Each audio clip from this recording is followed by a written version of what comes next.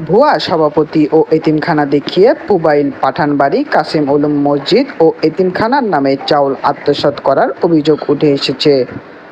Islamic ফাউন্ডেশনের তথ্যের ভিত্তিতে গাজীপুরে ১৭২ টন চাল বরাদ্দ দেওয়া হয় এতিমখানা ও লিল্লা বোর্ডগুলোর জন্য, কিন্তু অনুসন্ধানে উঠে এসেছে ভুয়া ছবি, সাজানো কাগজ ও মনগড়া তথ্য দিয়ে অনেক প্রতিষ্ঠান চাল নিয়েছে এবং সঙ্গে সঙ্গে বিক্রিও করে দিয়েছে।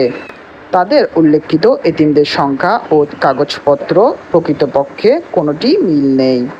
গাজীপুর সিটি কর্পোরেশনের পুবাইল থানা ৪১ নং ওয়ার্ড পাঠানবাড়ি কাসিম উলুম মসজিদ ও এতিমখানার নামে ৬০ জন এতিম ছাত্রের ছবি ও তথ্য দিয়ে ৮ সদস্য বিশিষ্ট একটি ভুয়া কমিটির কাগজ তৈরি করে ১ টন চাউল উত্তোলন করে ওই ভুয়া কমিটির সভাপতি আতাউর রহমান পাঠান ও সদস্য সুজন পাঠান, সাথে ইসলামিক ফাউন্ডেশনের শিক্ষক হাফেজ আব্দুল কাইয়ুম মাসুম।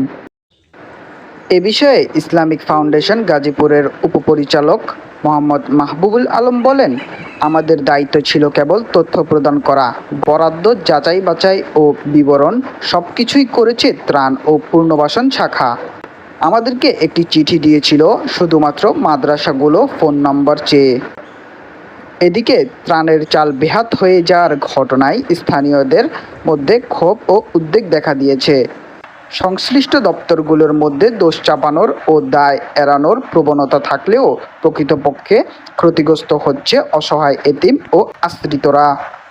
সচেতন মহলের দাবি, স্বচ্ছ তদন্ত ও দোষীদের শাস্তি নিশ্চিত করতে হবে, যেন কেউ এতিমদের হক নষ্ট করার সাহস না পায়।